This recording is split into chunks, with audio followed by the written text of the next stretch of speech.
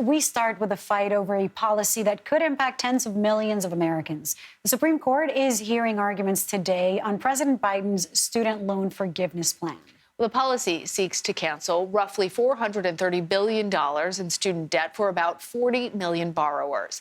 Advocates rallied outside of the Supreme Court in support of the president's plan, but several Republicans and conservative groups are suing, saying that the policy is an overreach by the Biden administration.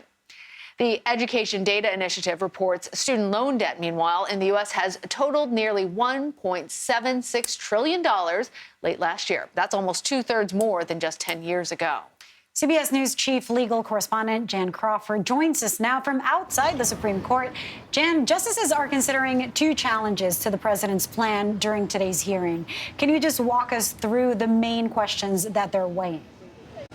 Well, I mean, the bottom line focus of the justices is whether President Biden had the authority to implement this student loan debt forgiveness program, or whether he needed to get authorization also from Congress on such a major question. Now, during the first 2 hours of arguments in the first case, the conservative justices were, I thought, deeply skeptical that the White House had this kind of authority to kind of go off and do on its own. The arguments are still ongoing. We've just run out during a break. The first case that we heard was a challenge by 6 Republican-led states saying that this is going to cost them money and revenue, and that it was a breathtaking assertion of power. The second case that's going on right now is a challenge by 2 people who are saying that the administration didn't go about it the right way. They should have gotten comment because they actually think it should have gone further.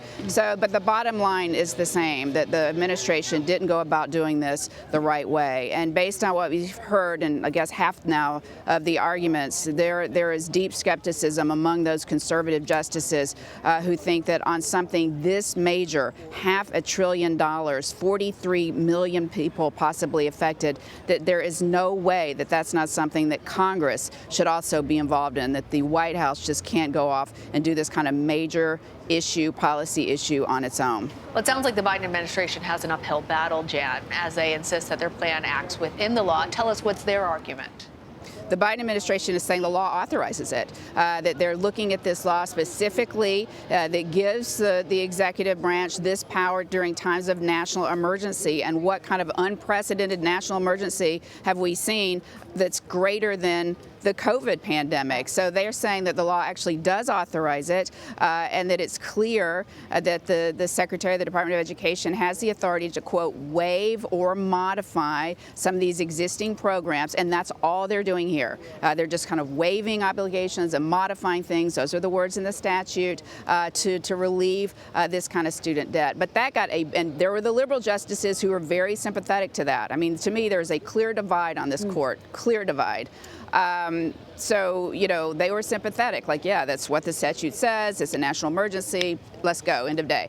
But I think that they really are going to run into trouble with even kind of what you heard from some of the conservatives saying, like, well, wait a minute, common sense. Let me $500 billion. I mean, we heard the conservative justices say that several times this morning. You're talking major programs, and the president can't just needs more specific authorization than that. I will say, as much as an uphill battle as it sounded like, there is a hill that these challengers have to climb, and I'm not sure they've gotten over it yet. And that's whether or not they are the proper people to be challenging this policy, whether these Republican states and these other 2 people have the right to come into court and challenge the policy. That's called legal standing.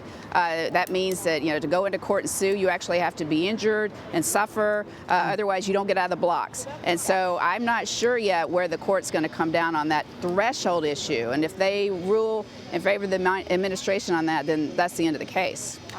Jen, one question for you.